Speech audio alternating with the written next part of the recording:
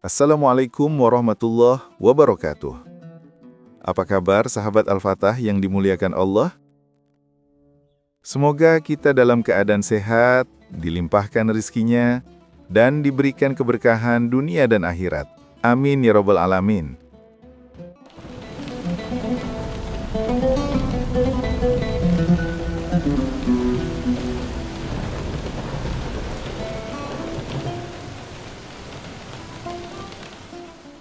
Di sebuah kota yang ramai, berdirilah sebuah warung makan terkenal milik Tuan Salim. Warung ini selalu dipenuhi pelanggan karena makanannya lezat, murah, dan pelayannya ramah. Namun suatu hari, warung tersebut tiba-tiba sepi. Pelanggan yang biasanya datang berbondong-bondong mulai menghilang. Tuan Salim kebingungan dan mencari tahu apa yang terjadi. Akhirnya, ia mendengar keluhan dari pelanggan setianya. Setiap aku datang, ada tukang parkir yang meminta uang.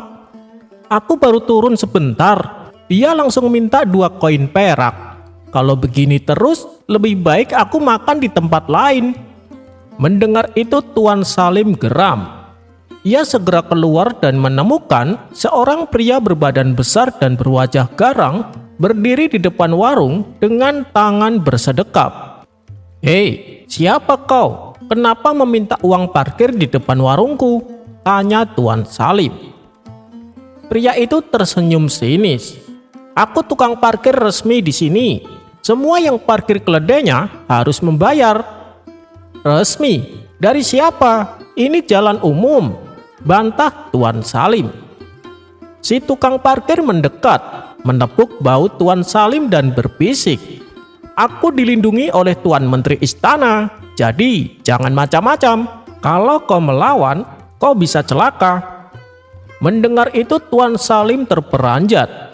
Rupanya si tukang parkir ini hanyalah pion dari seorang menteri istana yang tamak. Menteri itu ingin mendapatkan keuntungan dengan menarik pajak parkir dari rakyat secara ilegal. Tuan Salim merasa tak berdaya. Jika ia melawan, ia bisa mendapat masalah besar dengan pihak istana. Setelah berpikir agak lama, akhirnya Tuan Salim pergi menemui Abu Nawas untuk meminta bantuan. Setelah bertemu dengan Abu Nawas, Tuan Salim menceritakan apa yang sedang dialaminya. Abu Nawas mendengarkan cerita Tuan Salim dengan seksama. Kemudian ia tersenyum. Jadi tukang parkir yang merasa kuat karena dilindungi Menteri Tamak. Baik, aku punya cara untuk menyingkirkannya." Pada keesokan harinya, Abu Nawas duduk di dekat tukang parkir dan mulai mengamati. Setiap kali ada pelanggan datang, tukang parkir itu segera meminta uang parkir. Orang-orang semakin kesal dan memilih tidak jadi makan di warung tersebut. Saat itulah Abu Nawas berdiri dan berseru keras, "Dengar, wahai semua orang, mulai hari ini siapapun yang berdiri di tempat ini harus membayar pajak bayangan." Mendengar itu, si tukang parkir terkejut. "Hei, apa maksudmu?" bentak si tukang parkir. Kemudian Abu Nawas menjawab, "Ya, sama seperti kau yang meminta uang parkir di jalan umum. Aku pun akan meminta pajak bayangan kepada siapapun yang berdiri di sini, karena bayangan mereka jatuh di tanah yang aku tempati." Orang-orang di sekitar tertawa terbahak-bahak. Betul juga, kalau parkir di sini harus bayar, maka berdiri di sini juga harus bayar pajak bayangan, seru salah satu pelanggan. Si tukang parkir mulai panik. Tapi aku tak punya uang untuk membayar pajak bayangan." "Kalau begitu, pergi dari sini, atau setiap hari kau harus membayar pajak bayangan yang sama besar dengan uang parkir yang kau ambil dari pelanggan," jawab Abu Nawas. Si tukang parkir ketakutan dan lari terbirit-birit. Namun masalah belum selesai. Menteri Tamak yang melindunginya pasti tidak akan tinggal diam.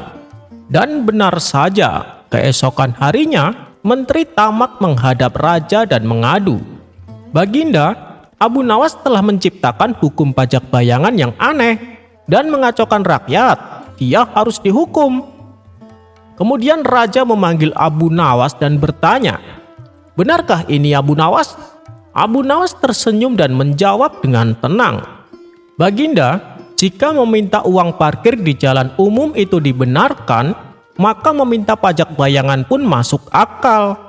Tetapi jika Baginda menganggap pajak bayangan adalah sesuatu yang tidak masuk akal, maka meminta uang parkir di jalan umum juga harus dianggap tidak masuk akal." Raja terdiam. Ia berpikir sejenak, lalu menatap Menteri Tamak dengan tajam. "Benar juga. Wahai menteriku, kau telah mencoba mencuri uang rakyat dengan cara licik. Mulai hari ini, segala pungutan liar dilarang." Menteri Tamak gemetar ketakutan. Ia tahu bahwa rencananya telah gagal dan posisinya di istana menjadi terancam. Sementara itu, warung Tuan Salim kembali ramai dan Abu Nawas menikmati makan siang gratis sebagai tanda terima kasih.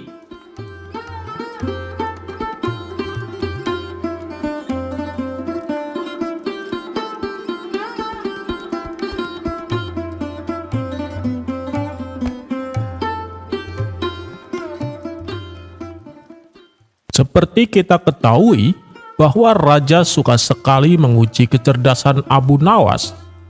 Menurutnya itu adalah sebuah hiburan yang bisa membuatnya tertawa. Oleh karena itulah, Baginda Raja tak henti-hentinya mengerjai Abu Nawas. Dan pada kisah kali ini, Abu Nawas disuruh menebak 2 gentong air, di mana masing-masing gentong tersebut diisi dengan air yang berbeda. Yang satu berisi air panas, sedangkan satunya lagi berisi air dingin. Kisah ini bermula ketika Baginda Raja merasa jenuh di dalam istana. Guna menghilangkan rasa bosan dan jenuhnya, ia pun kemudian menyuruh beberapa pengawal untuk memanggil Abu Nawas ke istana. Singkat cerita, datanglah Abu Nawas menghadap Baginda Raja. "Wahai Abu Nawas, aku ada tantangan untukmu. Kalau kau bisa menebaknya dengan benar, maka kau akan mendapatkan hadiah. Tapi kalau salah, kau akan dihukum. Apakah kau berani menerima tantangan ini?" tanya Baginda Raja. "Siap Paduka yang mulia, hamba terima tantangan Paduka," jawab Abu Nawas. "Bagus, di depanmu itu ada 2 gentong besar yang berisi air. Manakah di antara kedua gentong itu yang berisi air panas dan mana yang berisi air dingin? Tapi kamu tidak boleh menyentuh untuk menebaknya," tutur Baginda Raja. "Sebelum saya menebaknya, izinkan saya meminta 1 permintaan," ucap Abu Nawas. "Baik, apa permintaanmu?" tanya Baginda Raja. Kemudian Abu Nawas meminta dihadirkan 2 ekor keledai di hadapannya. Lalu ia meminta kepada pelayan istana menyiram masing-masing keledai dengan air dari gentong yang berbeda. Setelah itu, Abu Nawas memukul 2 keledai tersebut tepat di bagian yang kena siraman air. Keledai pertama langsung meringkik kesakitan dan berusaha lari. Adapun keledai yang kedua hanya menggigil tanpa meringkik. Lantas Abu Nawas berkata kepada Baginda Raja, "Seperti yang Anda lihat wahai Paduka, dari reaksi kedua keledai ini saya tahu mana yang air panas dan mana yang air dingin." Melihat kecerdikan Abu Nawas dalam memecahkan tantangannya, Baginda Raja pun tertawa. "Tapi masih ada 1 tantangan lagi Abu Nawas.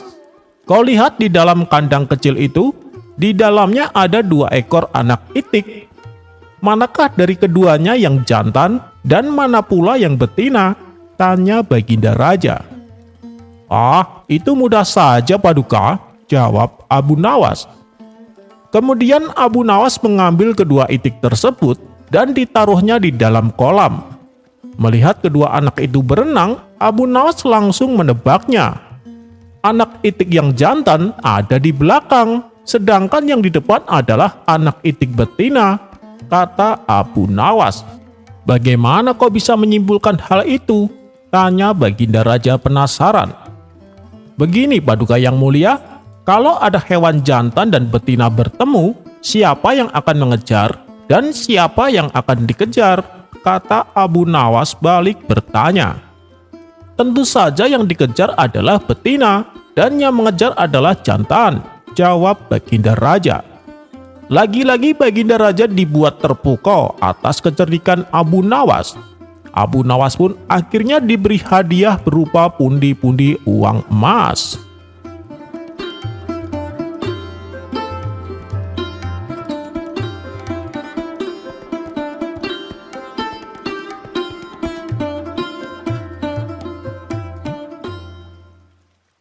Kala itu, ada seorang pencuri yang selalu membuat resah di pasar. Banyak para pedagang dibuat kesal dengan pencuri ini. Pasalnya barang-barang dagangannya sering berkurang karena dicuri. Bahkan, ia tak hanya mencuri barang milik pedagang, tapi terkadang ia juga mencuri barang milik pembeli. Dan yang sering menjadi korban adalah Tuan Hamid, seorang pedagang yang mempunyai toko di pasar. Meskipun berulang kali tertangkap basah, namun si pencuri tak pernah jera. Orang-orang di pasar sebenarnya sudah geram dan ingin menghukumnya. Tapi melihat kondisi tangan kanannya buntung, mereka pun merasa iba dan hanya memberikan teguran. Dengan kekurangannya inilah justru dimanfaatkan si pencuri untuk selalu mengulangi perbuatannya. Lama-kelamaan, orang-orang di pasar tak tahan dengan perilakunya. Tapi mereka bingung bagaimana caranya supaya membuat si pencuri jera. Akhirnya pada suatu hari si pencuri kembali tertangkap basah. Ia mencuri barang dagangan milik Tuan Hamid. Orang-orang di pasar pun langsung membawanya ke hadapan Abu Nawas. Bagaimana ini Tuan Abu? Apa yang harus kita perbuat terhadap pencuri ini? Tanya mereka. Kenapa tidak kalian bawa saja ke pengadilan, biar Tuan Hakim yang memutuskan hukumannya? Ujar Abu Nawas. Akan tetapi orang-orang menolak saran tersebut. Karena bagaimanapun mereka tidak tega bila si pencuri harus mendekam di penjara. Alasannya mereka kasihan karena si pencuri buntung tangannya. Mereka hanya ingin supaya Abu Nawas membuat si pencuri menjadi jera atas perbuatannya. Abu Nawas lalu bertanya kepada Tuan Hamid selaku korban pencurian. Berapa kerugian yang kau alami Tuan Hamid? Tuan Hamid menjawab, kerugiannya sih tidak seberapa, tapi dia mencurinya hampir setiap hari. Kemudian Abu Nawas bertanya kepada si pencuri, sudah berapa kali kau tertangkap? Si pencuri dengan santainya menjawab, sudah sering Tuan Abu. Oh, begitu. Karena kau telah melakukan banyak kesalahan, maka aku akan memberimu hukuman, kata Abu Nawas. Hukuman? Hukuman apa? Tanya si pencuri terkejut. Hukumannya yaitu 100 kali cambukan, jawab Abu Nawas. Sontak si pencuri langsung ketakutan. Apa Tuan Abu tega? Saya ini orang cacat Tuan. Lihatlah, tangan kanan saya buntung, balas si pencuri. Jangan khawatir, saya akan berbuat adil seadil-adilnya. Hukumannya nanti dibagi 2 dengan Tuan Hamid, timpal Abu Nawas. Maksudnya bagaimana Tuan Abu? Tanya si pencuri tak mengerti. 100 cambukan yang akan kau terima akan dibagi 2 dengan Tuan Hamid. Jadi masing-masing mendapat 50 cambukan, jelas Abu Nawas. Mendengar penjelasan tersebut dalam hati si pencuri berkata, asik, dengan adanya hukuman ini, tidak akan ada lagi korban yang akan melaporkanku, karena sama-sama akan mendapat hukuman, pikirnya. Oh begitu, baiklah saya setuju, saut si pencuri. Tuan Hamid yang mendengar hal itu tentu saja menolaknya.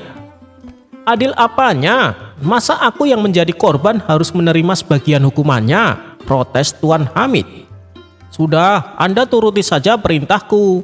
balas Abu Nawas. Awalnya Tuan Hamid sangat keberatan, tapi ia menangkap sesuatu yang lain atas rencana Abu Nawas. Kemudian Abu Nawas memberikan cambuk dan meminta Tuan Hamid untuk mencambuk si pencuri sampai 50 kali. Si pencuri pun berteriak kesakitan. Setelah selesai menjalani hukuman, kini giliran si pencuri yang akan mencambuk Tuan Hamid. Kurang ajar, sakit sekali tubuhku, akan kubalas dengan lebih keras lagi, pikir si pencuri. Sambil menahan rasa sakit, ia pun segera mengambil cambuk dan hendak membalas perlakuan Tuan Hamid. Namun ketika ia akan melakukan aksinya, Abu Nawas buru-buru mencegahnya. Tunggu dulu, bukankah dari awal aku sudah bilang, aku akan berbuat adil terhadap kalian? Tapi kenapa kau melanggarnya? Tukas Abu Nawas. Melanggar bagaimana? Sekarang kan giliranku untuk mencambuknya, balas si pencuri. Iya benar, tapi sewaktu Tuan Hamid mencambukmu, dia memakai tangan kanan. Kenapa kau menggunakan tangan kiri? Itu sama sekali tidak adil, protes Abu Nawas. Terus bagaimana ini? Tangan kanan saya kan buntung Tuan Abu, tanya si pencuri. Aku tidak mau tahu dan aku tidak akan membiarkan kau mencambuk menggunakan tangan kiri, hardik Abu Nawas. Akhirnya si pencuri pun tak bisa berbuat apa-apa. Ia hanya bisa pasrah menerima hukuman yang barusan ia jalani. Nah, mulai hari ini sampai kamu ketahuan mencuri lagi, maka kau akan mendapat hukuman seperti ini, ancam Abu Nawas. Sejak saat itu si pencuri yang bertangan buntung menjadi jera dan tak lagi berani mencuri.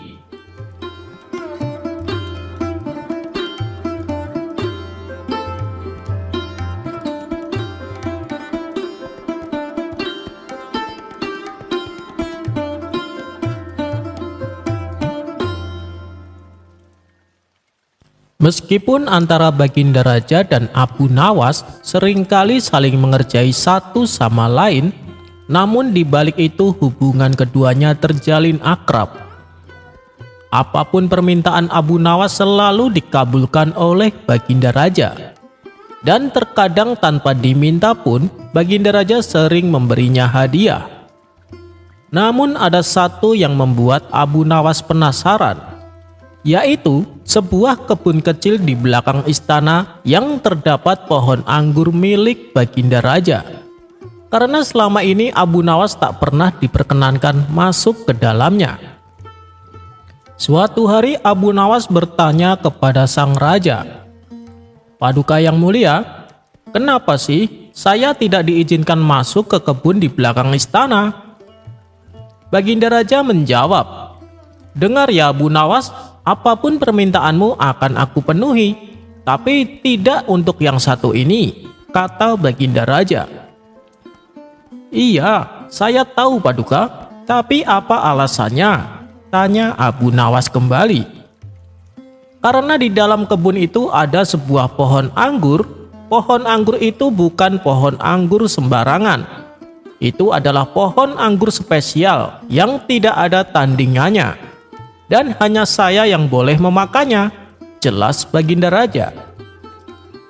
Namanya saja Abu Nawas, semakin dilarang, semakin membuatnya penasaran. Hingga pada suatu ketika, diam-diam Abu Nawas memasuki kebun tersebut. Di sana ia melihat satu pohon anggur yang sudah mulai berbuah. Tanpa pikir panjang, ia memetik beberapa buah dan mulai memakannya satu persatu. "Benar juga, ini buah anggur yang sangat istimewa, rasanya sungguh luar biasa," kata Abu Nawas dalam hati. Rupanya, perbuatan Abu Nawas ini dipergoki oleh beberapa pengawal istana. Ia pun ditangkap dan dihadapkan kepada Baginda Raja. "Sudah kubilang, kau jangan masuk ke dalam kebun itu. Kau pasti telah mencuri buah anggur," bentak Baginda Raja. "Tidak Paduka, saya hanya ingin memastikan saja apakah buah anggurnya sudah layak dimakan atau belum," jawab Abu Nawas. Melihat reaksi Abu Nawas yang kelihatan polos dan lugu, membuat Baginda Raja reda amarahnya. Karena walau bagaimanapun, Abu Nawas adalah satu-satunya orang yang bisa menghibur dirinya, dan sudah sepantasnya bila Abu Nawas ikut merasakan lezatnya buah anggur tersebut. Baiklah Abu Nawas, kali ini kau kuampuni, tapi jangan kau ulangi perbuatanmu. Dan untuk menebus kesalahanmu, ada satu pertanyaan yang harus kau jawab dengan benar. Apabila salah, kau akan mendapat hukuman, tutur Baginda Raja.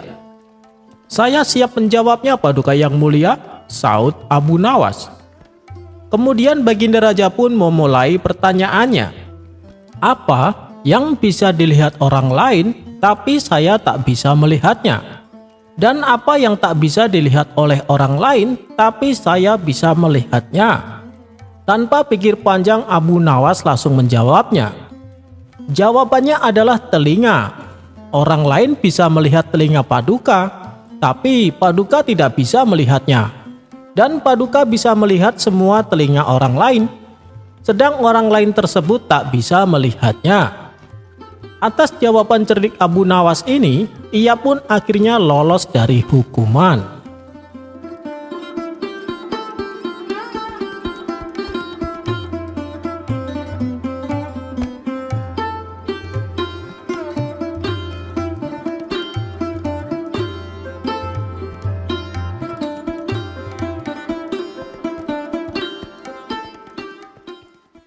Ada sebuah kisah tentang 3 orang dari kalangan Bani Israel yang mendapatkan keajaiban dari Allah Subhanahu wa Ta'ala lewat perantara malaikat.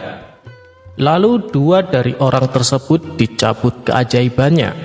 Apa yang terjadi? Kisah ini terdapat dalam kitab Riyadhus Shalihin karya Imam Nawawi, berdasarkan hadis Nabi Muhammad dalam Sahih Muslim. Begini ceritanya. Dikisahkan ada 3 pemuda miskin yang menderita penyakit berbeda-beda. Pemuda pertama menderita penyakit kusta, yaitu suatu penyakit di mana seluruh kulitnya terdapat belang-belang. Karena penyakitnya ini masyarakat merasa jijik, sehingga si pemuda dikucilkan oleh para tetangganya. Pemuda yang kedua menderita penyakit kebotakan. Rambut di kepalanya satu persatu rontok hingga tak tersisa. Bahkan di kepalanya yang botak muncul koreng yang menjijikkan. Akibat penyakitnya ini, ia sering diejek oleh kawan-kawan sebayanya, sehingga membuat si pemuda minder untuk bergaul. Sedangkan pemuda yang ketiga menderita penyakit kebutaan pada matanya. Meski demikian, pemuda ketiga ini tidak menyesali nasibnya. Ia tetap tekun beribadah dan senantiasa bersyukur. Hingga pada suatu ketika, Allah Subhanahu wa Ta'ala mengutus salah satu malaikatnya untuk mendatangi ketiga pemuda tersebut. Pertama-tama sang malaikat mendatangi pemuda yang menderita penyakit kusta. "Wahai anak muda, adakah sesuatu yang paling kau inginkan?" tanya sang malaikat. "Saya ingin punya rupa yang elok dan juga kulit yang indah, serta penyakit yang membuat orang jijik kepadaku hilang dari tubuhku," jawab si pemuda. Maka sang malaikat mengusap kulit pemuda tersebut. Tiba-tiba si pemuda menjadi berubah. Kulitnya yang dulu menjijikkan kini menjadi mulus dan wajahnya menjadi elok rupawan. Si pemuda merasa sangat bahagia dengan keadaannya yang sekarang. Ia pun beberapa kali mengucapkan terima kasih kepada sang malaikat. "Sebelum aku pergi, harta apakah yang paling kau sukai?" tanya sang malaikat. "Saya suka dengan hewan unta," jawab si pemuda. Maka malaikat memberikan unta yang sedang mengandung 10 bulan dan mendoakan pemuda yang berpenyakit kusta tersebut. Selanjutnya, malaikat mendatangi pemuda kedua yang menderita penyakit kebotakan. "Wahai anak muda, adakah sesuatu yang paling kau inginkan?" tanya sang malaikat. "Saya ingin punya rambut yang indah dan penyakit yang membuat orang-orang jijik kepadaku hilang dari kepalaku, jawab si pemuda. Maka sang malaikat mengusap kepala pemuda tersebut. Tiba-tiba si pemuda menjadi berubah. Kepalanya yang dulu botak dan menjijikan, kini tumbuh rambut yang bagus dan indah, serta wajahnya pun menjadi elok rupawan. Si pemuda merasa sangat bahagia dengan keadaannya yang sekarang. Ia pun beberapa kali mengucapkan terima kasih kepada sang malaikat. "Sebelum aku pergi, harta apakah yang paling kau sukai?" tanya sang malaikat. "Aku suka dengan hewan sapi," jawab si pemuda. Maka malaikat memberikan sapi yang sedang mengandung 10 bulan dan mendoakan pemuda yang berpenyakit kebotakan tersebut. Kemudian malaikat mendatangi pemuda ketiga yang menderita kebutaan pada matanya. "Wahai anak muda, adakah sesuatu yang paling kau inginkan?" tanya sang malaikat. "Saya ingin kedua mataku bisa melihat, agar aku bisa melihat indahnya dunia," jawab si pemuda. Maka sang malaikat mengusap kedua mata pemuda tersebut. Tiba-tiba kedua mata pemuda menjadi berubah. Matanya yang dulu buta kini bisa melihat dan wajahnya pun menjadi elok rupawan. Si pemuda merasa sangat bahagia dengan keadaannya yang saat ini. Ia pun beberapa kali mengucapkan terima kasih kepada sang malaikat. "Sebelum aku pergi, harta apakah yang paling kau sukai?" tanya sang malaikat. "Aku suka dengan hewan kambing," jawab si pemuda. Maka malaikat memberinya kambing yang sedang mengandung 10 bulan dan mendoakan pemuda yang berpenyakit kebutaan tersebut. Singkat cerita, beberapa tahun kemudian, binatang pemberian malaikat yang mereka terima dikelola dengan baik, sehingga berkembang biak sangat pesat. Ini kondisi ketika pemuda tersebut menjadi pemuda gagah dan kaya raya di daerahnya. Untuk kedua kalinya, Allah kembali mengutus salah satu malaikatnya menguji ketiga pemuda tersebut. Pertama-tama sang malaikat mendatangi pemuda yang dulunya menderita penyakit kusta. Sang malaikat menyamar sebagai lelaki yang menderita penyakit kusta. "Wahai Tuan, tolonglah aku. Aku adalah seorang musafir yang kehabisan bekal. Aku tidak mempunyai tempat untuk mengadu, kecuali kepada Allah dan kepada dirimu. Aku meminta kepada Tuhan 1 ekor unta saja untuk bekal melanjutkan perjalananku ini," pinta sang malaikat. Lantas apa jawaban pemuda pertama ini? Ia justru menolak dan mengusir sang malaikat. "Dengar, saya masih punya tanggungan banyak. Pergilah kamu dari sini," bentak si pemuda. Kemudian malaikat kembali berkata, "Sepertinya aku mengenalmu. Bukankah kamu dulu seorang pemuda miskin yang menderita penyakit kusta, di mana waktu itu orang-orang jijik melihatmu, lalu Allah menyembuhkan penyakitmu dan memberimu kekayaan," kata sang malaikat mengingatkan. "Hei, dengar ya, harta kekayaanku ini adalah warisan dari orang tuaku," jawab si pemuda bertambah kesal. "Sekiranya kamu berdusta, Allah akan menjadikan kamu seperti dulu," balas sang malaikat. Ia pun lalu pergi meninggalkan pemuda pertama. Kemudian sang malaikat mendatangi pemuda kedua yang dulunya menderita penyakit kebotakan. Dengan menyamar sebagai pemuda yang menderita kebotakan, malaikat itu berkata kepada pemuda kedua, "Wahai Tuan, tolonglah aku. Aku adalah seorang musafir yang kehabisan bekal. Aku tidak mempunyai tempat untuk mengadu, kecuali kepada Allah dan kepada dirimu. Aku meminta kepada Tuhan 1 ekor sapi saja untuk bekal melanjutkan perjalananku ini," pinta sang malaikat. Pemuda kedua juga bersikap sama seperti pemuda pertama. Ia menolak dan mengusir sang malaikat. "Dengar ya, saya masih punya tanggungan banyak. Pergilah kamu dari sini," bentak pemuda kedua. Sang malaikat pun kembali berkata, "Sepertinya aku mengenalmu. Bukankah kamu dulu seorang pemuda miskin yang menderita penyakit kebotakan, di mana waktu itu orang-orang jijik melihatmu? Lalu Allah menyembuhkan penyakitmu dan memberimu kekayaan," kata sang malaikat mengingatkan. "Hei, dengar ya, harta kekayaanku ini adalah warisan dari orang tuaku," jawab pemuda kedua dengan kesal.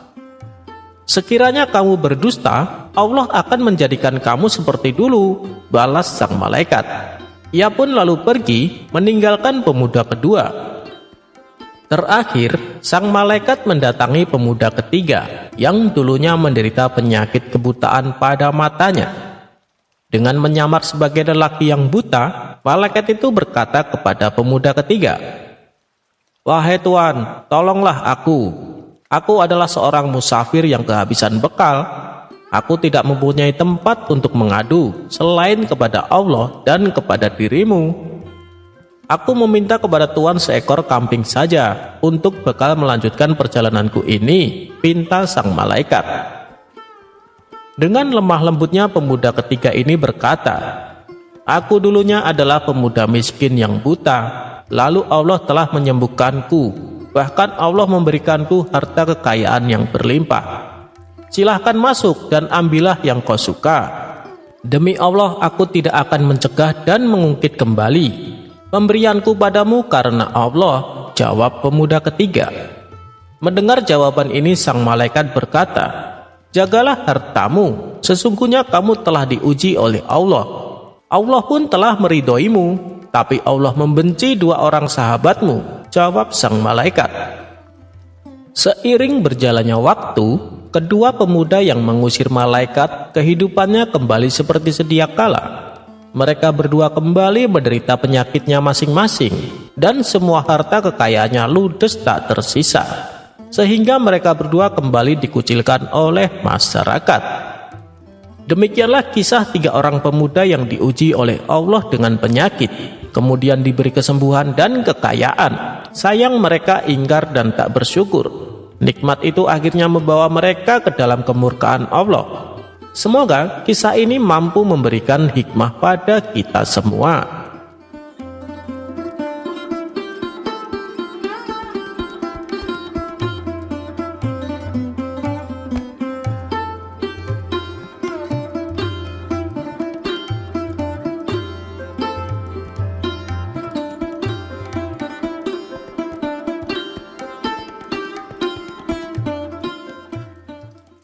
Dikisahkan, dahulu ada sebuah keluarga yang sangat menghormati bulan Ramadan.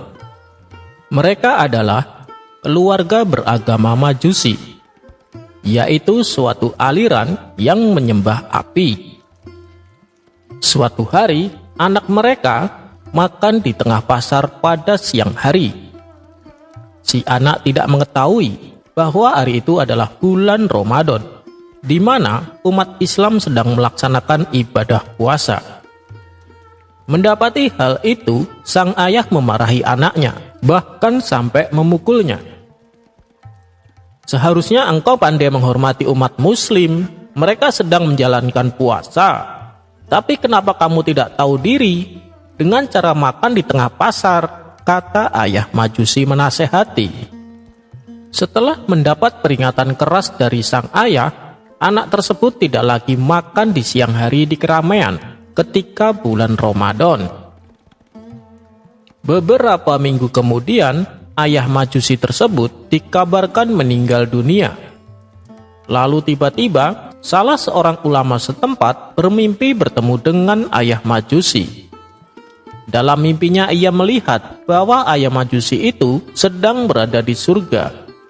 Merasa penasaran, ulama itu memberanikan diri untuk bertanya, "Mengapa engkau masuk surga? Bukankah engkau seorang Majusi?" tanya ulama itu. Ayah Majusi itu pun menjawab, "Iya, betul. Tetapi saat tiba waktu kematian, aku mendengar suara, 'Wahai para malaikatku, jangan kalian biarkan orang itu meninggal sebagai Majusi. Muliakanlah dia dengan Islam, karena dia telah menghormati bulan Ramadan.' Ternyata sebelum meninggal dunia, Majusi itu mendapat hidayah dari Allah Subhanahu wa Ta'ala hingga meninggal dalam keadaan Islam. Ia mendapat kemuliaan dan tempat kembali yang baik karena sangat menghormati terhadap bulan Ramadan. Begitulah Allah memuliakan orang yang menghormati bulan suci Ramadan. Apalagi bagi umat muslim yang menjalankan ibadah puasa Ramadan. ia akan mendapat kemuliaan dan ganjaran istimewa di sisi Allah. Kisah ini terdapat di kitab Duratun An-Nasihin yang diceritakan oleh Syekh Uman bin Hasan.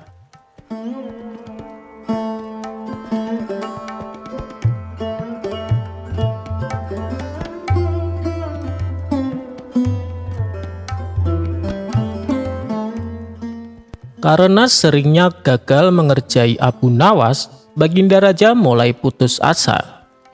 Ia mengakui bahwa Abu Nawas terlalu cerdik untuk diperdaya. Alih-alih akan mempermalukan Abu Nawas, justru Baginda Raja sendiri yang kena getahnya. Hal inilah yang membuat geram dan ingin membalas dendam. Tapi Baginda Raja bingung harus dengan cara apa untuk mewujudkannya. Kemudian Baginda Raja bertanya kepada para menteri istana, "Adakah di antara kalian yang punya cara untuk memperdayai Abu Nawas?" tanya Baginda Raja. Mereka semua terdiam, hanya saling tatap satu sama lain. "Salah satu dari kalian, masa tidak ada yang punya ide?" tanya Baginda Raja memastikan. "Ampun Paduka yang mulia, sebenarnya kami punya berbagai cara untuk menjebak Abu Nawas, tapi dia itu sangat cerdik. Takutnya nanti malah jadi bumerang, sehingga membuat Paduka menanggung malu, dan kami tak ingin itu kembali terulang," jawab salah satu menterinya. Baginda Raja pun memahami kekhawatiran mereka. Namun, tiba-tiba salah satu menteri yang lain mengusulkan suatu cara yang tidak seperti biasanya. "Paduka yang mulia, saya punya sebuah tantangan, tapi bukan jebakan. Barangkali Paduka berkenan." Mendengar hal itu, Baginda Raja merasa ragu. "Apa kamu yakin tantanganmu bisa mengerjai Abu Nawas?" tanya Baginda Raja. "Ini bukan jebakan Paduka. Jadi, apa yang akan diperbuat Abu Nawas atas dasar kesadaran sendiri," jawab sang menteri. "Oh ya, coba beritahu aku. Apa tantanganmu?" pinta Baginda Raja penasaran. "Begini Paduka yang mulia, kita tantang Abu Nawas mengikat sepatu di atas kepalanya. Kemudian suruh dia berkeliling kota. Tapi syaratnya dia tidak boleh marah dan tidak boleh mengejek orang yang menertawakannya. Apabila berhasil, sebagai imbalannya, dia akan menerima hadiah 1.000 dinar," kata sang menteri menjelaskan. "Lalu apa untungnya bagiku? Yang ada saya malah tekor 1.000 dinar, ujar Baginda Raja. "Tentu saja ada untungnya Paduka. Dengan cara seperti itu, Abu Nawas akan dipermalukan dan ditertawakan oleh semua orang. Pasti dia tidak akan kuat menahan emosinya. Manakala semua penduduk kota mengecek dan menertawakannya. Kalau dia sampai emosi atau membalas ejekan mereka, berarti Abu Nawas dianggap gagal, dan atas kegagalannya, Paduka tak perlu menghukumnya, karena Abu Nawas sudah dipermalukan dan ditertawakan oleh orang-orang. Abu Nawas hanya tak berhak mendapatkan hadiahnya," kata sang menteri memberitahu. Saya sangat setuju dengan caramu. Ini sebuah ide yang sangat cemerlang, meski bukan sebuah jebakan, tapi bisa untuk mengerjai Abu Nawas," sahut Baginda Raja kegirangan. Maka saat itu juga Baginda Raja perintahkan beberapa pengawal untuk memanggil Abu Nawas. Singkat cerita, datanglah Abu Nawas ke istana menghadap Baginda Raja. "Wahai Abu Nawas, aku ada sebuah tantangan untukmu. Tapi aku tidak akan memaksamu untuk melakukannya, karena tantanganku kali ini sifatnya sukarela, tanpa ada unsur paksaan," kata Baginda Raja. "Lalu, hadiahnya apa yang akan saya dapatkan bila berhasil melakukannya? Dan hukuman apa yang akan saya terima bila gagal menjalankan tantangan tersebut?" tanya Abu Nawas. "Bila kamu berhasil, kamu akan mendapatkan hadiah 1.000 dinar. Tapi, bila kamu gagal, kamu tidak akan mendapatkan hukuman apapun. Cuma kamu gagal mendapatkan hadiahnya saja," balas Baginda Raja. "Apakah Paduka yakin dengan hadiah sebesar itu, tapi tidak ada resikonya sama sekali?" tanya Abu Nawas heran. "Iya Abu Nawas," balas Baginda Raja. "Baiklah Paduka, saya siap menerima tantangan Paduka. Beritahu saya apa tantangannya," timpal Abu Nawas. "Tantangannya adalah ikat sepatu di atas kepalamu dan berjalan keliling kota. Tapi ada syaratnya. Kamu tidak boleh marah dan tidak boleh mengejek orang," kata Baginda Raja memberitahu. Mendengar tantangan tersebut, sejenak Abu Nawas terdiam. Setelah berpikir cukup lama, Abu Nawas mulai memahami maksud di balik tantangan Baginda Raja. "Bagaimana Abu Nawas? Kalau kau menolak juga tidak apa-apa, saya tidak akan memaksamu, apalagi sampai menghukummu," tutur Baginda Raja. "Saya siap Paduka yang mulia, justru saya senang sekali dengan tantangan ini karena tidak ada resikonya. Tapi untuk menjalankan tantangan ini, saya ingin ditemani Paduka. Dan saat Paduka menemani saya, Paduka harus menyamar sebagai warga biasa," pinta Abu Nawas. "Wah, kebetulan sekali ini. Aku bisa menyaksikan langsung orang-orang mengejek dan menertawakan Abu Nawas," batin Baginda Raja. Tanpa pikir panjang, Baginda Raja menyetujui permintaan Abu Nawas itu. Maka pada hari itu juga, mereka berdua mulai berkeliling kota Baghdad.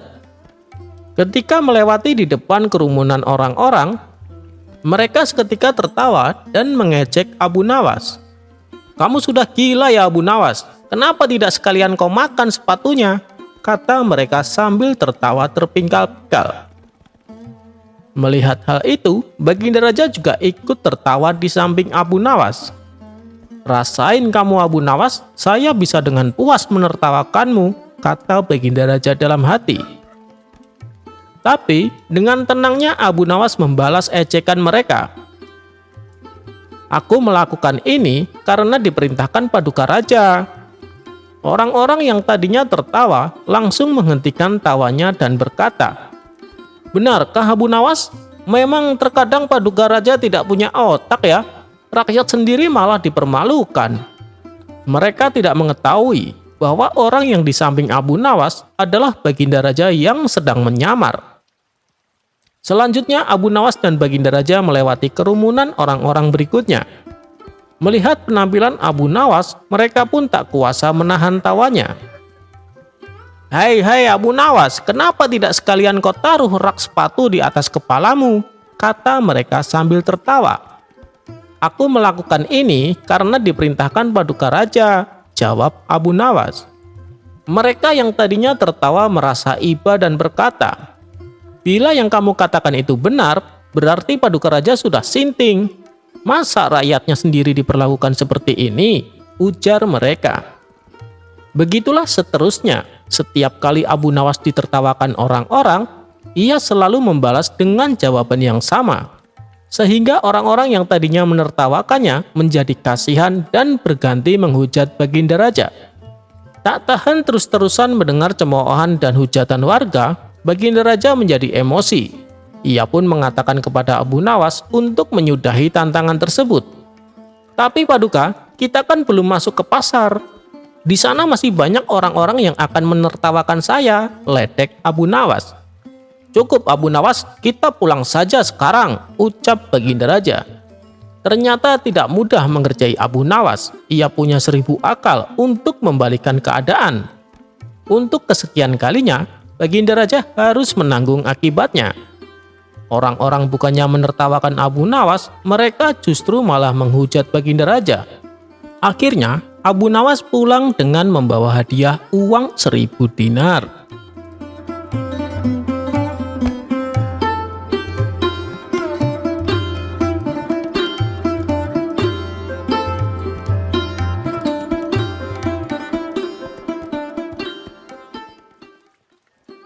Bukan dihukum, Abu Nawas dipanggil Baginda Raja malah mendapat hadiah. Dalam khasanah keislaman, nama Abu Nawas begitu familiar di telinga umat muslim. Tokoh sufi yang hidup pada zaman Khalifah Harun al-Rasyid ini dikenal lewat kisah-kisah cerdiknya yang dapat mengocok perut bagi setiap orang yang mendengarnya. Karena kecerdasannya, Abu Nawas sering dipanggil Baginda Raja Harun untuk menyelesaikan masalah yang sedang dialami sang raja.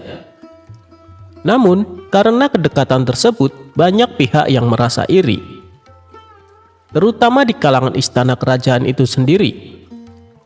Para menteri menilai jika sikap Baginda Raja terlalu berlebihan, sebab status Abu Nawas hanyalah rakyat biasa yang tidak memiliki jabatan penting seperti mereka. Bukan hanya para menteri saja, sang istri Baginda pun begitu benci dengan sosok Abu Nawas. Alasannya karena sikap dan tingkah laku nyeleneh Abu Nawas membuatnya jengkel. Karena itu, sang permaisuri sering memanggil Abu Nawas ke istana hanya untuk memarahi Abu Nawas.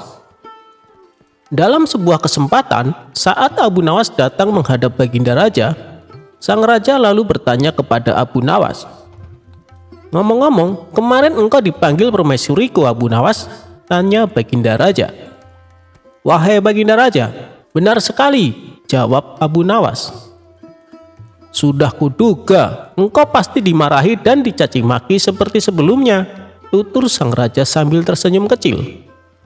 "Bukan Paduka," jawab Abu Nawas singkat. "Engkau jangan mengada-ngada. Kalau bukan untuk dimarahi dan dicaci maki seperti biasanya, untuk apa permaisuriku memanggilmu?" tanya Baginda Raja penasaran.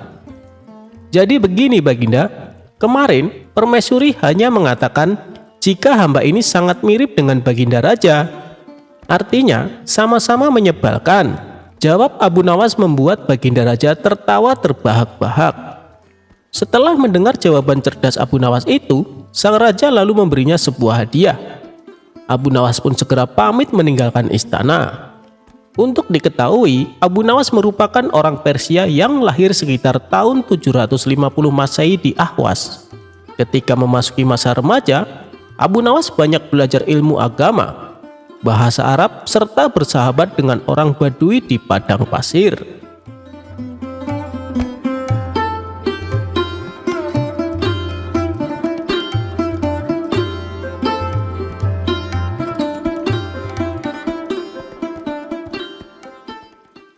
Di pagi hari yang cerah, Baginda Raja mengajak beberapa menterinya pergi bertamasya ke sebuah tempat wisata. Tak lupa Baginda Raja juga mengajak Abu Nawas untuk menambah suasana liburan menjadi asik. Di tengah-tengah perjalanan menuju tempat wisata itu, dari kejauhan mereka melihat seorang kakek yang sedang menunggangi seekor keledai. "Wahai menteriku," tanyalah orang tua itu, perintah sang raja kepada salah seorang menteri bernama Ja'far. "Mohon maaf kek, kalau boleh tahu Anda dari mana?" tanya Ja'far. "Aku dari Basrah anak muda," jawab si kakek. "Mau kemana kek?" tanya Ja'far kembali. "Ini, aku mau ke Baghdad," jawab sang kakek. "Ada keperluan apa?" tanya Ja'far penasaran. "Aku hendak mencari obat untuk mataku ini," kata sang kakek sambil memperlihatkan matanya yang sedang sakit kepada Ja'far. Di tengah percakapan mereka, Baginda Raja lalu berbisik kepada Abu Nawas. "Wahai Abu Nawas, coba kamu ajak ia bergurau." "Jangan Baginda, kasihan, ia adalah orang tua, saya takut kakek itu marah," jawab Abu Nawas. "Sudahlah, itu nanti urusanku. Intinya, ajak saja kakek itu bergurau," desak Baginda Raja kepada Abu Nawas. "Baiklah, kalau begitu akan aku lakukan," kata Abu Nawas sambil menganggukkan kepalanya. Setelahnya, Abu Nawas beranjak menghampiri si kakek.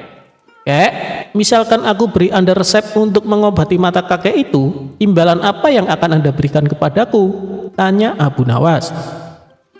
"Aku akan berikan imbalan yang sesuai untukmu," jawab si kakek. "Kalau begitu, dengarkan baik-baik resep ini kek," kata Abu Nawas. "Baik, cepat sebutkan apa resep itu," jawab kakek itu tidak sabar menunggu jawaban Abu Nawas. "Jadi begini kek, Kakek ambil 3 tiupan angin, 3 sengatan terik matahari, 3 pantulan cahaya rembulan, dan 3 sorot lampu biasa. Setelah semuanya terkumpul, maka tumbuklah pada sebuah lumpang yang tak berlubang. Kemudian kakek taruh ramuan yang telah lembut itu ke dalam sebuah mangkok yang besar yang sudah pecah berkeping-keping. Tak lupa juga disimpan di udara selama 3 bulan. Setelah masa 3 bulan lamanya, maka oleskan ramuan itu ke mata kakek yang sakit sebanyak 3 kali sebelum tidur. Insya Allah Anda akan sembuh, kek, kata Abu Nawas. Mendengar perkataan Abu Nawas itu, sang kakek pun naik pitam. Akhirnya sang kakek turun dari keledainya dan menghampiri Abu Nawas. Ambil keledai ini sebagai imbalan awal, kata si kakek sambil memalingkan wajahnya dari Abu Nawas. Jika setelah menggunakan resepmu itu mataku sembuh, aku akan memberimu lagi imbalan seorang budak wanita yang setia melayanimu. Jika kelak ternyata kamu telah mati terlebih dahulu meninggalkan aku, budak wanita itu pasti sudah menjemputmu di neraka sana. Ia akan setia meludahi matamu dan memukuli wajahmu sambil berteriak dan mengolok-olokimu. Setelah mendengar penuturan si kakek itu, Baginda Raja seketika tertawa terpingkal-pingkal. Hahaha, coba beri orang tua itu hadiah, kata Baginda Raja sambil menahan tawa.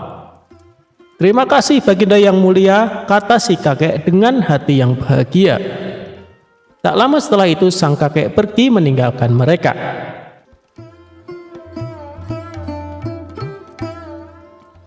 Cerita Abu Nawas mengangkat masjid.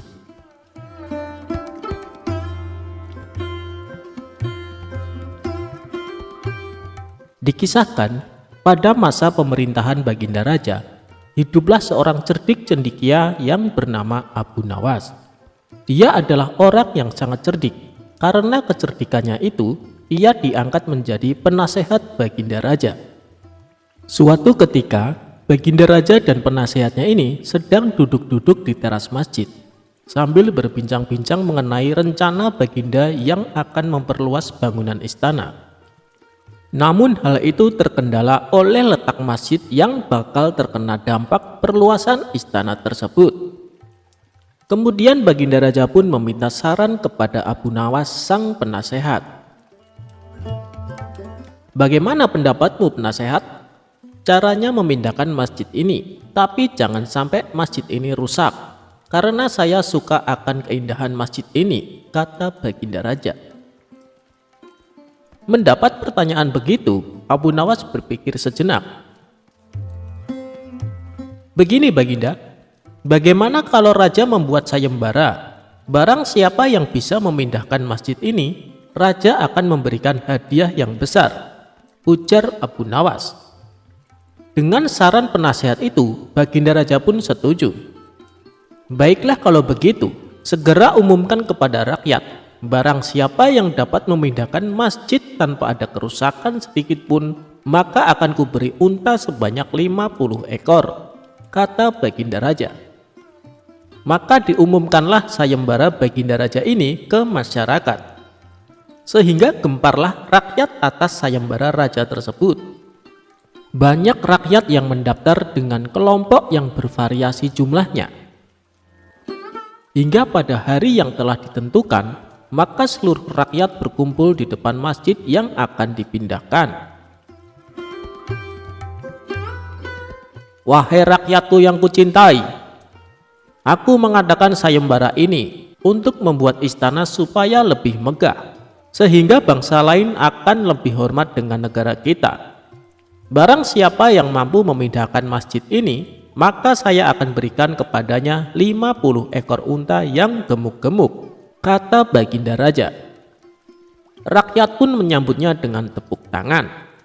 Hingga akhirnya tibalah saatnya sayembara dimulai.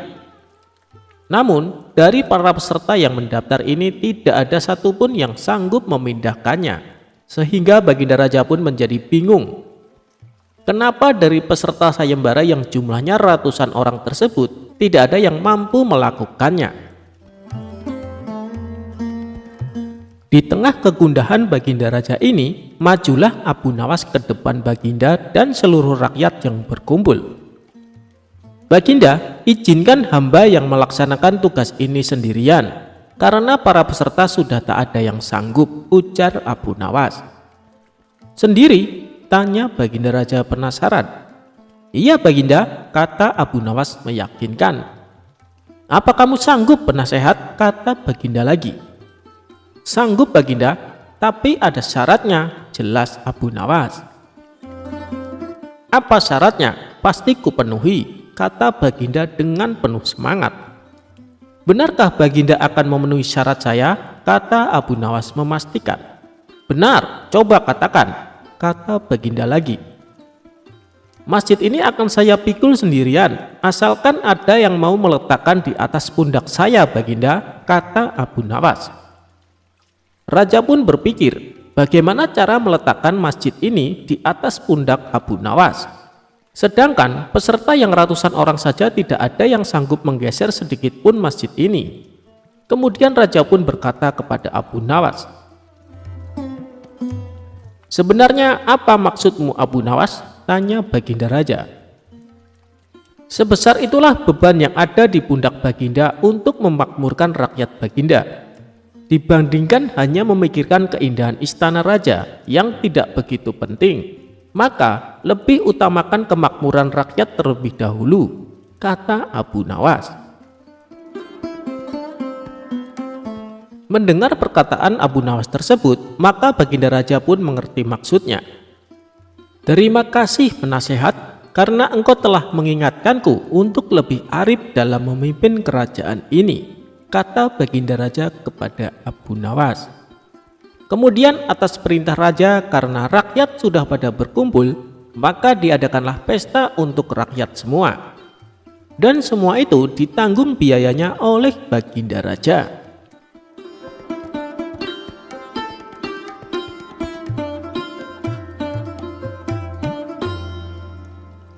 Raja dikasih bebek panggang berkaki 1 oleh Abu Nawas.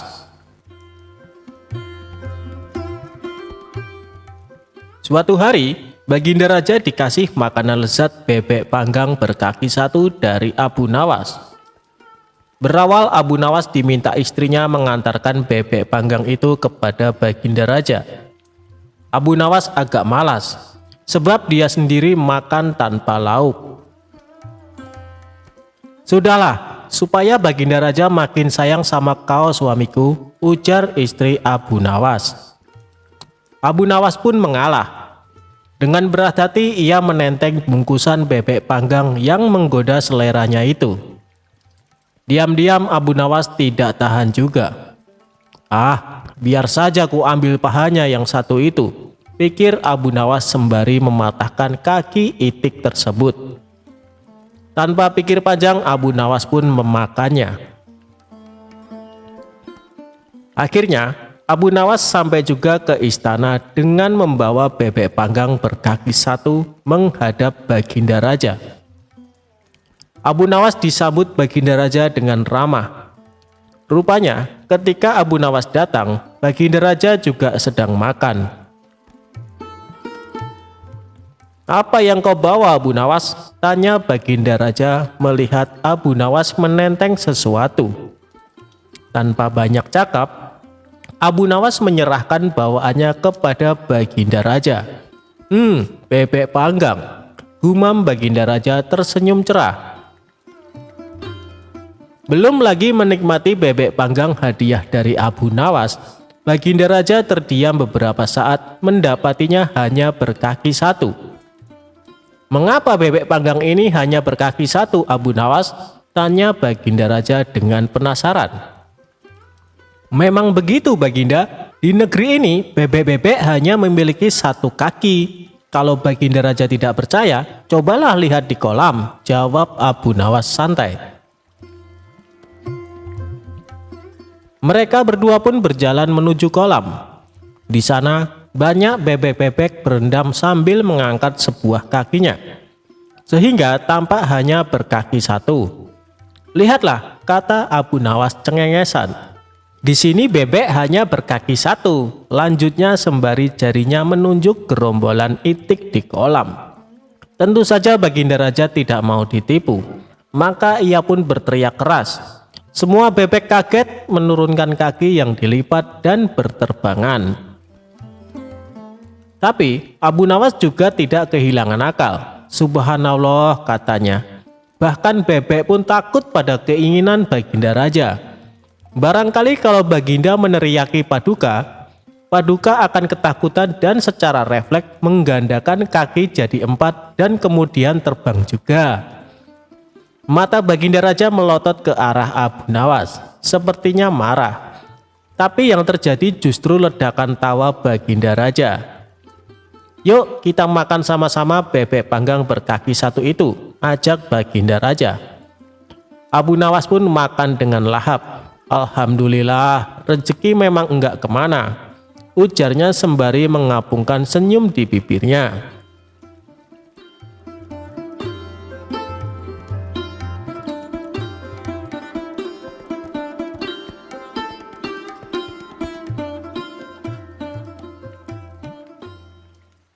Kisah lucu tentang Abu Nawas memang tidak pernah ada habisnya.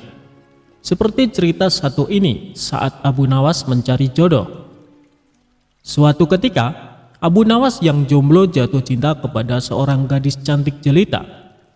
Abu Nawas tergila-gila dengan paras wanita cantik, pintar, dan ahli ibadah itu. Ia sangat berambisi memperistri gadis salehah tersebut. Cintanya yang begitu dahsyat dan membara membuat Abu Nawas berdoa kepada Allah Subhanahu wa Ta'ala. Ya Allah, jika memang gadis itu baik untukku, dekatkanlah kepadaku. Tetapi jika menurutmu ia tidak baik buatku, tolong ya Allah, sekali lagi tolong, pertimbangkan lagi ya Allah.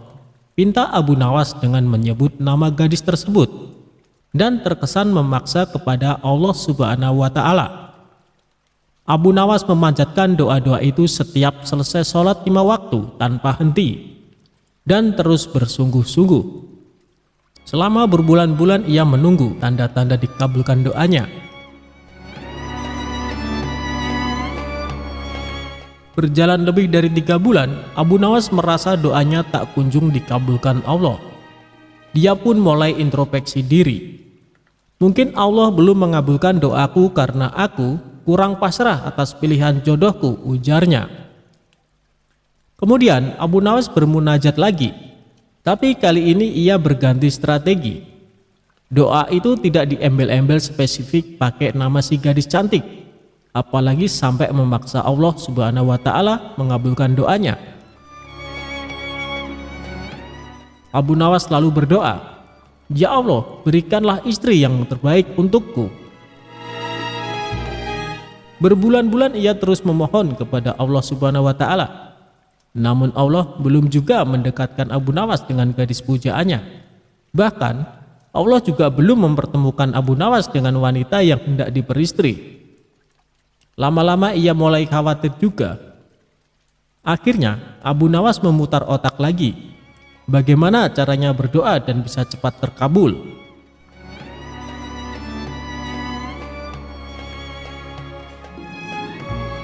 Abu Nawas memang manusia cerdas, ia tidak kehabisan akal. Ia pun merasa perlu sedikit diplomatis kepada Allah Subhanahu wa Ta'ala. Abu Nawas pun mengubah doanya. Ya Allah, kini aku tidak minta lagi untuk diriku. Aku hanya minta gadis cantik sebagai menantu ibuku yang sudah tua dan sangat aku cintai ya Allah. Sekali lagi bukan untukku ya Tuhan, maka berikanlah ia menantu. Demikian doa Abu Nawas. Dasar Abu Nawas pakai membawa nama ibunya segala, padahal permintaannya itu tetap saja untuk dirinya. Padahal Allah Maha Tahu, tidak bisa diakali siapapun. Tapi mungkin karena keikhlasan dan keluguan Abu Nawas tersebut, Allah Subhanahu wa Ta'ala pun menjawab doanya. Akhirnya Allah menakdirkan wanita cantik dan salihah tersebut menjadi istri Abu Nawas. Wah, kisah yang happy ending ya. Pelajaran yang dipetik adalah jangan lelah meminta dan berdoa kepada Allah Subhanahu wa Ta'ala, karena Allah pasti mengabulkan doa-doa hambanya.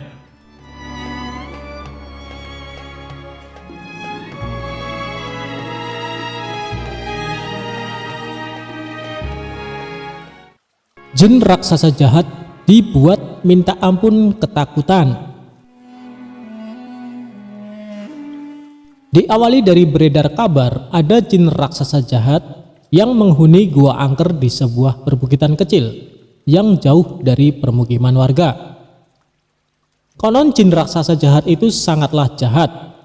Siapa saja yang berani mendekati gua tempat tinggalnya bakal dibunuh dengan cara sadis.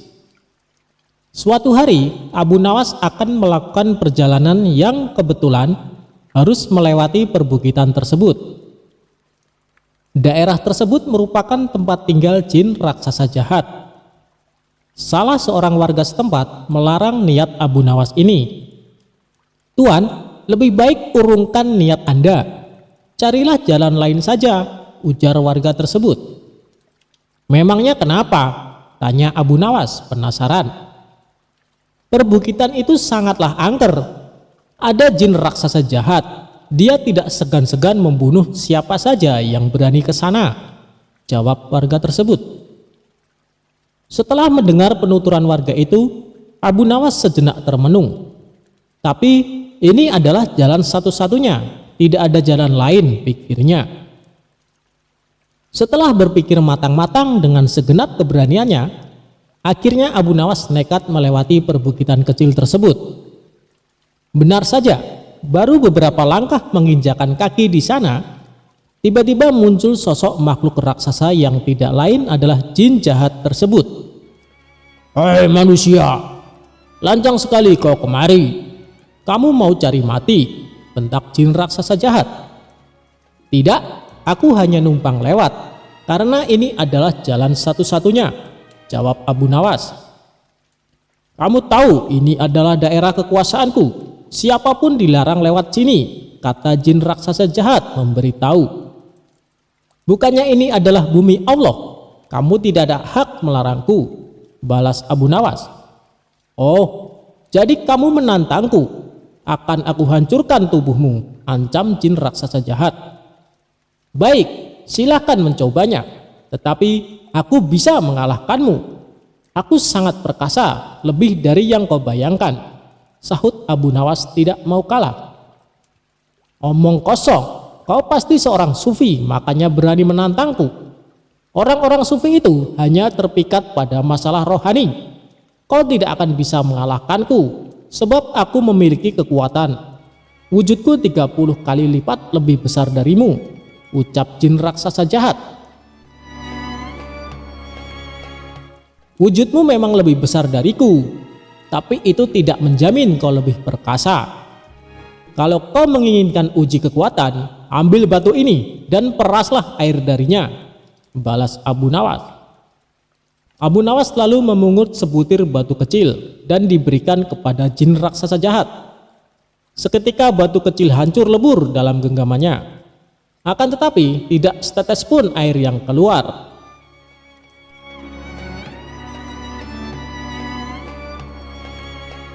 Jin raksasa jahat tersebut coba mengulanginya beberapa kali dengan batu yang lain, tapi usahanya sia-sia. Akhirnya jin raksasa jahat pun menyerah.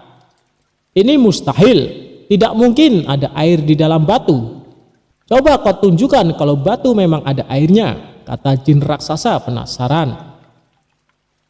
Dalam keremang-remangan, Abu Nawas mengambil sebuah batu kecil yang sudah lapuk. Bersamaan dengan itu, tanpa sepengetahuan jin raksasa, Abu Nawas juga mengambil sebutir telur dari kantong bajunya. Lantas meremukkannya batu kecil menggunakan genggaman tangannya. Seketika cairan telur langsung menetes keluar. Melihat hal itu, jin raksasa jahat sangat terkesan dengan kesaktian Abu Nawas. "Kamu luar biasa.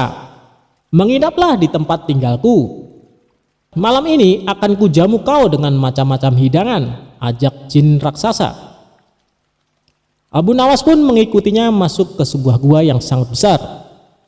Sesampainya di sana, ia melihat banyak sekali harta dan perhiasan. "Dari mana semua harta ini?" tanya Abu Nawas.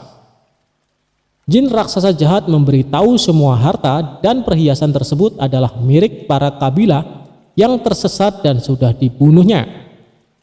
Setelah dijamu makan malam, jin raksasa mempersilahkan Abu Nawas untuk istirahat. "Berbaringlah di sebelahku dan tidurlah," kata jin raksasa jahat.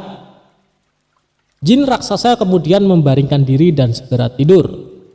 Sementara Abu Nawas yang secara naluri mengetahui adanya bahaya pengkhianatan, segera bangkit dan menyembunyikan diri di tempat yang agak jauh dari jin raksasa tersebut.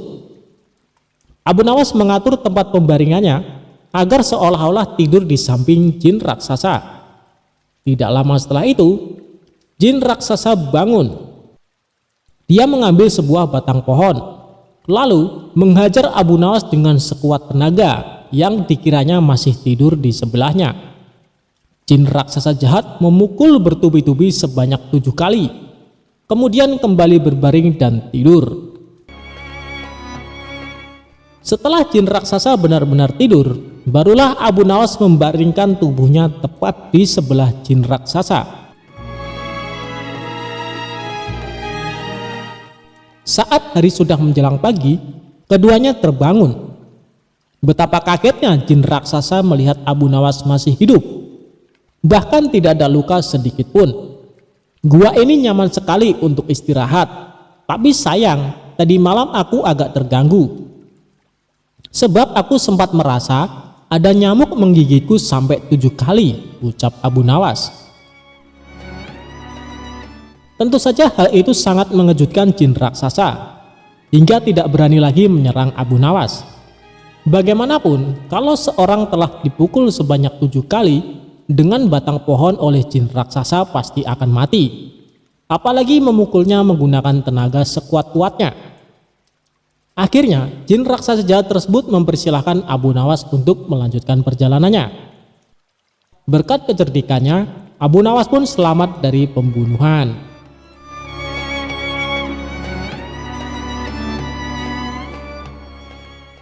Abu Nawas menyuruh raja mencari telur unta. Humor Abu Nawas kali ini bermula dari baginda raja merasakan sakit di seluruh tubuh.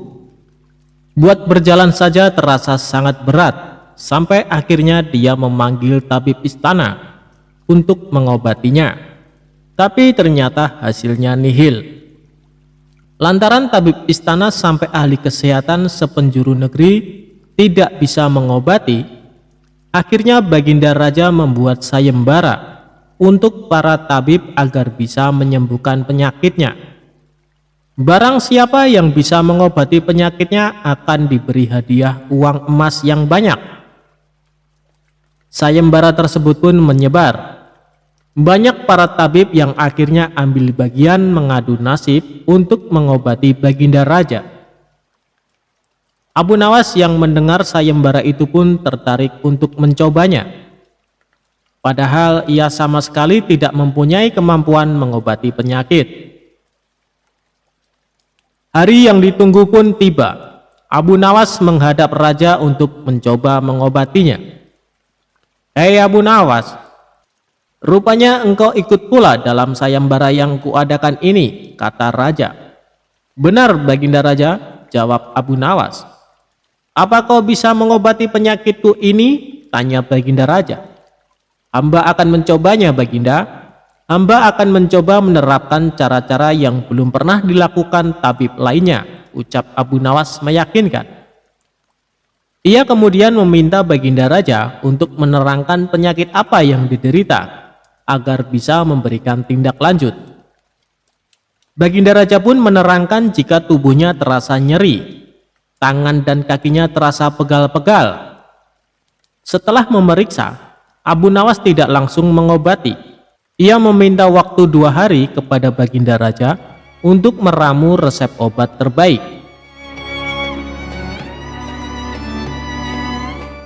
Di bawah pohon yang rindang, ia terus berpikir resep untuk sang raja. Maklum saja Abu Nawas bukan tabib, sehingga bingung harus memberikan resep apa. Sambil duduk dan berpikir, dari kejauhan dia melihat seorang kakek tua yang masih sibuk sendirian memetik buah-buahan di kebun kurma. Abu Nawas yang heran langsung mendekati kakek tersebut. Setelah bercakap-cakap dengan sang kakek, Abu Nawas mendapat jawaban jika kakek itu menjadikan aktivitas memetik buah sebagai kesibukannya. Jika tidak ada kesibukan, si kakek malah merasa badannya pegal-pegal. Dari pertemuan itu, Abu Nawas menemukan penyebab sakit Baginda Raja.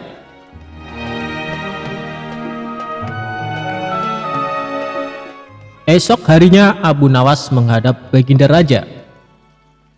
"Hei Abu Nawas, belum 2 hari kau sudah menghadapku. Mana obat untukku?" tanya Baginda Raja. "Maaf Baginda Raja, kali ini hamba datang belum membawa obat yang dapat Baginda minum. Sebab obat yang bisa menyembuhkan Baginda Raja hanya telur onta. Baginda Raja harus cari telur itu sendiri, karena jika tidak dicari sendiri, maka khasiatnya akan hilang," terang Abu Nawas. "Kalau itu yang kau sarankan, baiklah, aku akan segera mencarinya," jawab Baginda Raja. Dengan sekuat tenaga, Baginda Raja mencoba mencari telur unta di pasar. Para pedagang pun terheran. Bukankah unta itu beranak, bukan bertelur? Tapi mereka tidak berani mengatakan hal itu, sebab yang mencari Baginda Raja. Setelah berkeliling kota dan tidak menemukan satupun penjual telur unta, Baginda Raja bertemu seorang nenek yang menjelaskan jika unta tidak bertelur tapi beranak.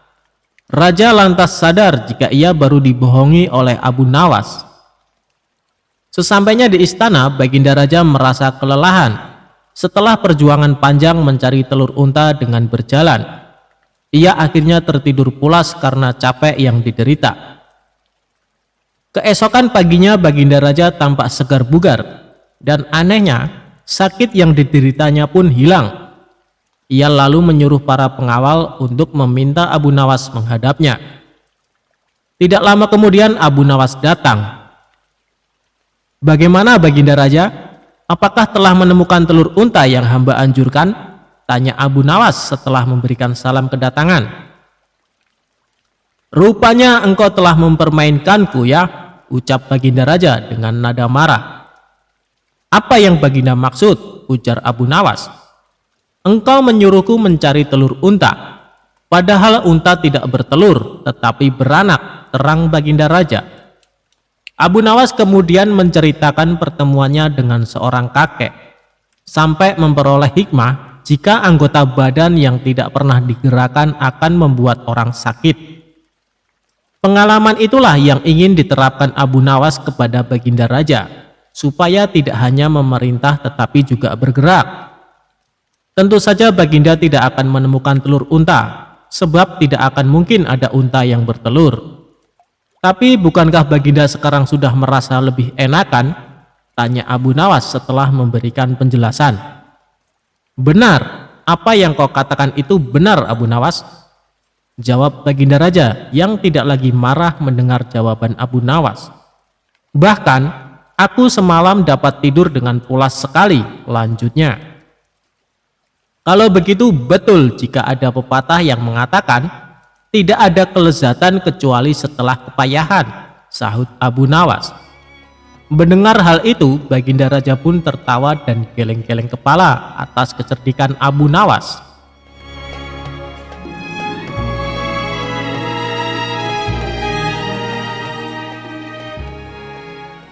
Abu Nawas pergi ke bulan untuk penuhi perintah Baginda Raja. Ribuan bintang pun jadi saksinya.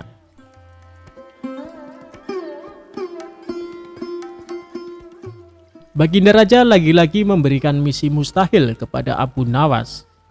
Ia tak bosan-bosannya mengetes kecerdikan Abu Nawas. Kali ini Raja kembali mengajukan sesuatu yang tak wajar, yaitu pergi ke bulan untuk melakukan penyelidikan. Padahal pada zaman itu jelas-jelas belum ada teknologi canggih dan mutakhir untuk menuju ke sana. Jadi jelas jika misi ini hanya untuk menguji Abu Nawas saja. "Saya perintahkan kamu untuk pergi ke bulan," tutur Baginda Raja. "Pergi ke bulan?" tanya Abu Nawas. "Ya, saya tahu kau adalah seorang pria yang pintar. kau harus dapat pergi ke bulan, kata Baginda. Oke, saya akan pergi ke sana besok sore yang mulia, jawab Abu Nawas. Baginda Raja pun terkejut. Ia tak menyangka bahwa Abu Nawas menyanggupi tantangan yang ia berikan tersebut. Lalu Baginda Raja bertanya, "Dari mana kamu akan pergi?" "Dari rumahku," jawab Abu Nawas. "Baiklah, saya akan pergi ke sana untuk melihat kau pergi ke bulan besok malam," kata Baginda Raja. Malam itu Baginda Raja bersama dengan menterinya pergi ke rumah Abu Nawas. Ketika Raja dan para menterinya tiba di sana, Abu Nawas sudah tak ada di rumah. Mereka hanya bertemu dengan istrinya. "Di mana Abu Nawas?" tanya Baginda Raja. "Dia baru berangkat ke bulan yang mulia. Dia berkata kalau akan kembali segera," jawab sang istri. "Bagaimana cara Abu Nawas pergi ke bulan?" tanya salah satu menteri penasaran. "Dia memanjat pohon palem di sebelah sana dan akan kembali melalui pohon palem itu juga," jawab sang istri Abu Nawas. Baginda Raja dan para menteri kemudian menghampiri pohon palem yang ditunjukkan istrinya. Terlihat bayangan seseorang yang sedang turun dari pohon itu. "Apakah itu kau, Abu Nawas?" tanya Raja. "Ya, ini saya Abu Nawas, Baginda," jawabnya. "Apakah kau menyelidiki bulan dari pohon palem itu?" tanya Raja. "Tidak, saya melakukan penyelidikan ketika mencapai tanah di bulan.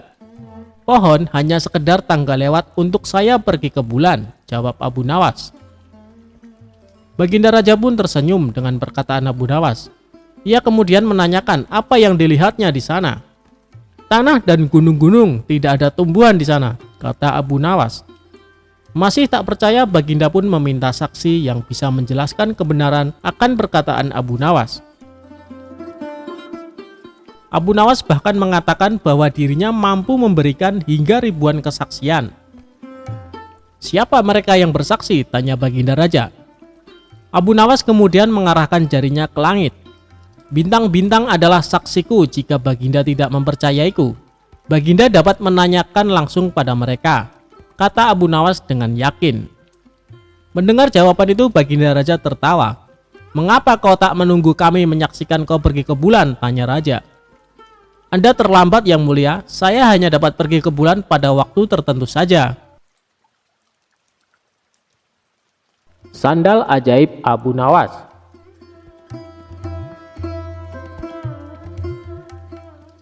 Suatu hari, Abu Nawas berangkat menuju pasar untuk berjualan mencari rezeki tambahan. Sesampainya di pasar, ia langsung menggelar tikar sebagai lapak berjualan. Kebetulan pada hari itu ia berjualan sendal yang diberi nama ajaib. Abu Nawas mulai berteriak-teriak menawarkan barang dagangannya kepada para orang-orang di pasar. "Sandal ajaib, sandal ajaib, sandal ajaib," teriak Abu Nawas berkali-kali di pasar. Sesaat kemudian datang seorang pemuda menghampirinya dan melihat-lihat barang dagangannya. "Silahkan tuan, mau membeli sendal?" tanya Abu Nawas. "Ya, apakah ini sendal ajaib?" tanya pemuda.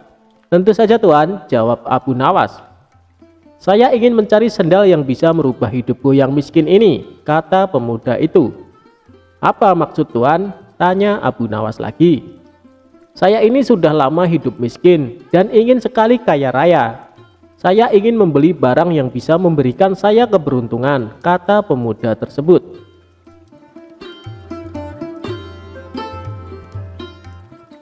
Sejurus kemudian, Abu Nawas menunjukkan salah satu sendal ajaibnya. Ia mengatakan bahwa sendal itu akan membuat pemiliknya dari tidak berada menjadi berada. Karena tertarik dengan kata-kata Abu Nawas, tanpa pikir panjang, pemuda tersebut langsung membeli sendal ajaib yang dijual Abu Nawas. Pemuda itu langsung memakai sandal ajaib tersebut, kemudian meninggalkan Abu Nawas dan berkeliling kampung dengan harapan semoga keberuntungan segera berpihak kepadanya. Pemuda tersebut terus-menerus berjalan mengitari kampung-kampung dengan menggunakan sandal ajaibnya. Namun harapannya tidak kunjung terwujud juga. Bukannya keberuntungan, si pemuda malah mendapat kemalangan. Ia hampir saja dihakimi warga karena dikira pencuri yang sedang wirawiri mengintai mangsa.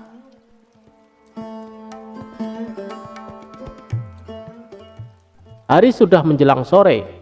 Dengan perasaan marah dan kecewa, ia akhirnya mencari Abu Nawas meminta pertanggungjawabannya.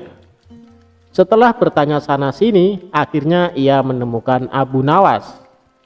"Assalamualaikum," sapa pemuda itu.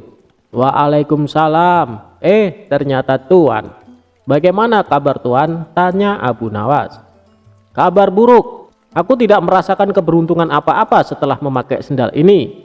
Malahan, hampir saja aku celaka dihajar warga kampung gara-gara dikira pencuri. Padahal engkau sudah mengatakan jika sendal ini akan membawa keberuntungan kepada pemiliknya. Mana buktinya?" protes si pembeli. "Seingat saya, tidak pernah saya mengatakan seperti itu Tuan," sanggah Abu Nawas. "Saya hanya mengatakan bahwa sendal ini akan membuat orang yang tidak mempunyai menjadi berpunya. Buktinya adalah Tuan sebelumnya belum memiliki sandal ajaib, sekarang sudah memilikinya," kata Abu Nawas. Mendengar penjelasan Abu Nawas, pemuda itu diam. Ia akhirnya sadar bahwa dirinya sedang salah menafsirkan. "Lalu mengapa engkau mengatakan bahwa sandal ini ajaib?" tanya pemuda. "Oh, jika itu memang namanya sandal ajaib, bukan sandalnya yang ajaib," jawab Abu Nawas. Jangan percaya kepada barang ajaib, karena percaya pada sesuatu selain Allah Subhanahu wa Ta'ala bisa membuat kita syirik dan akan mendapatkan kesusahan di dunia dan akhirat kelak.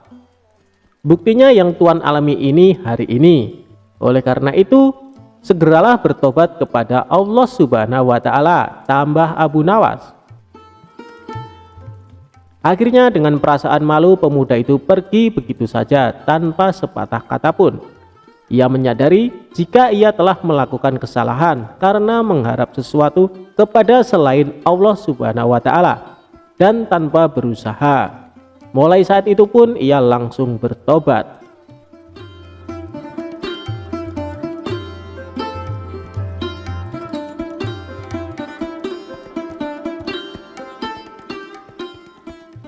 Pada suatu hari di majelis tempat Abu Nawas mengajar, murid-muridnya tampak serius mendengarkan nasihat yang disampaikan oleh Abu Nawas.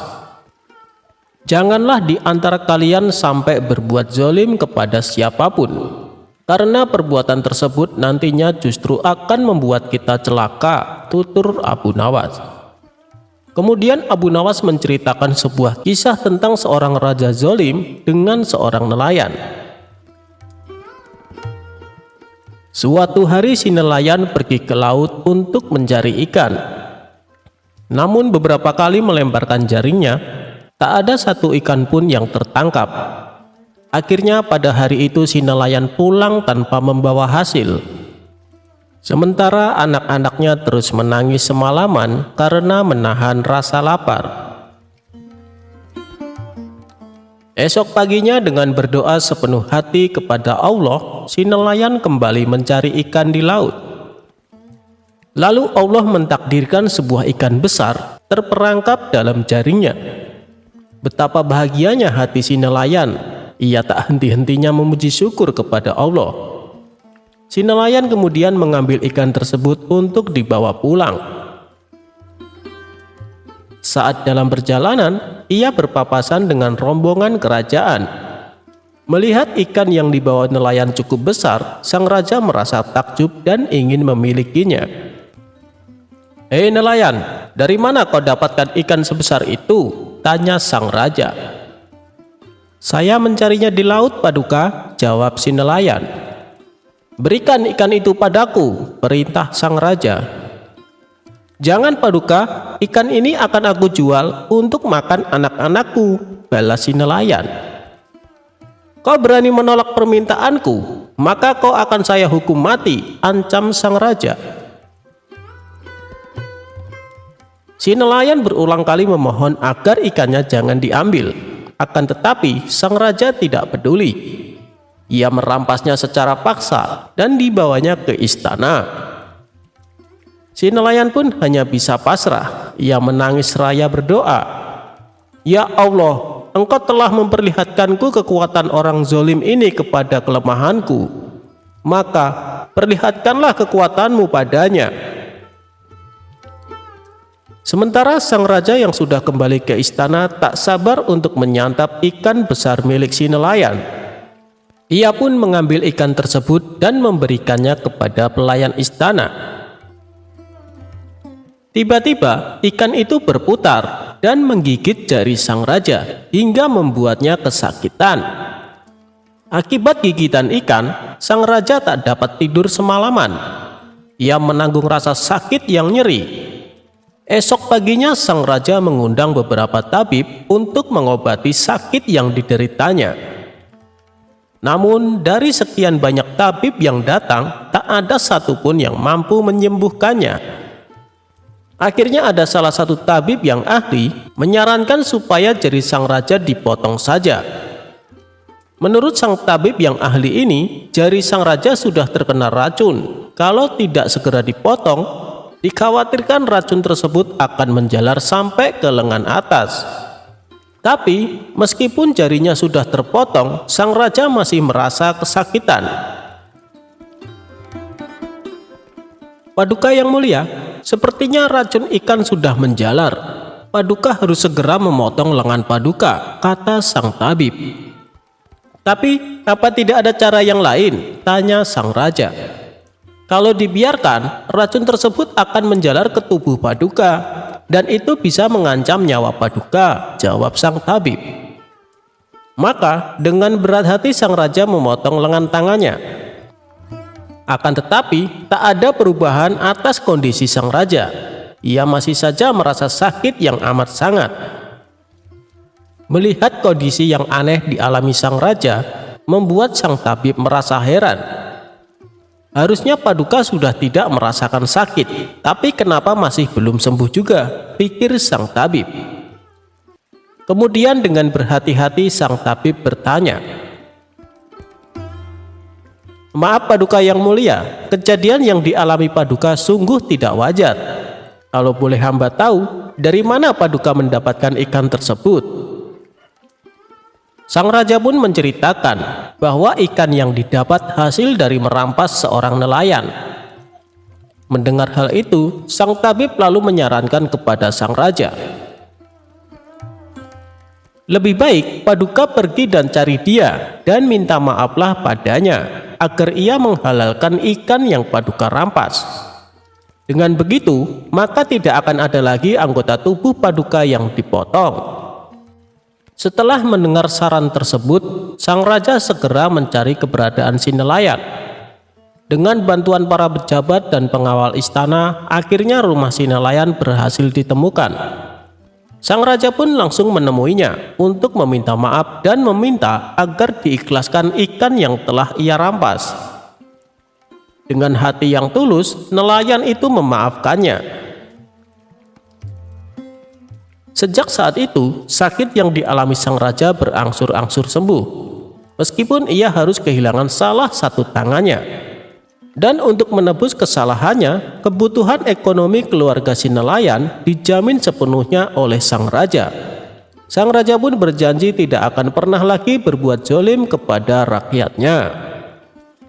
Setelah selesai menceritakan kisah raja zalim dan seorang nelayan, Abu Nawas menutupnya dengan sebuah nasihat. Itulah kenapa kita dilarang berbuat zalim kepada siapapun. Karena pada akhirnya justru kita yang akan menderita, tutur Abu Nawas kepada murid-muridnya.